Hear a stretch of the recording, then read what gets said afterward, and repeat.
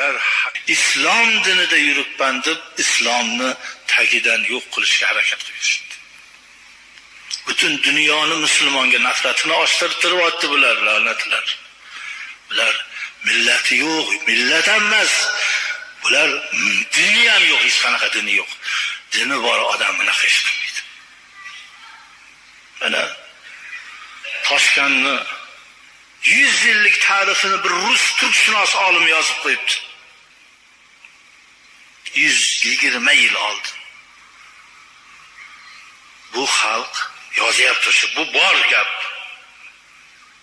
Tarix muzeyida bor xalq. Bu xalq bozorida rastalarini quplamaydi. Oynalarida panjara, temir panjara bo'lmaydi. Eshiklarida qulf yo'q. Chunki bu xalqni o'g'risi yo'q. Rus olimi yozyapti. O'g'ri yo'q, bu Toshkent xalqida o'g'ri yo'q. Eshiklar bekilmaydi.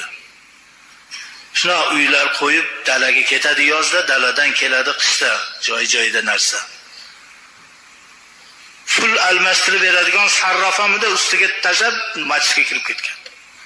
O'g'ri bo'lmagan. Hovlilardan bir-biriga ariqlar oqib o'tadi. Bizni quvurlarga olib qo'ygan suvimizdan toza.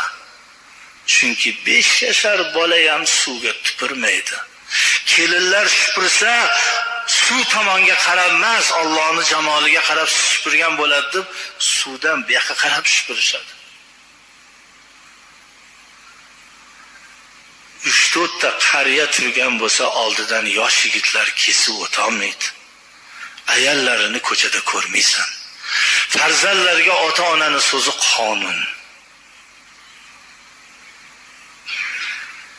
Bu nimani kuchi edi? Ana iymon, ana mo'min, musulmon, sizni ota-bobolaringiz yo'li shunaqa edi. Dinga hujum, iymonsizlikka hujum o'g'rini ko'paytirdi, munofiqni ko'paytirdi, buzug'ni ko'paytirdi, muttahamlarni ko'paytirdi. Suvga butun axlatini, iflosini suvga tashladi. Qancha xonadonni biz tutganmiz Qumaroqda, ariqqa kanalizatsiyasini ulab qo'ygan. Ariqga ariqdan suv ichib bo'ladimi? Qo'lingizni yuvgani hazar qilasiz. Butun axlatni ana e'tiqod qaytdan bilsangiz bo'ladi. Bizni quvurlarga olib qo'ygan turbadagi suvlarimizdan ularni anhorda oqadigan, ariqda oqadigan suv toza, chunki odamlar toza. Odamlar iflosini suvga tashlab.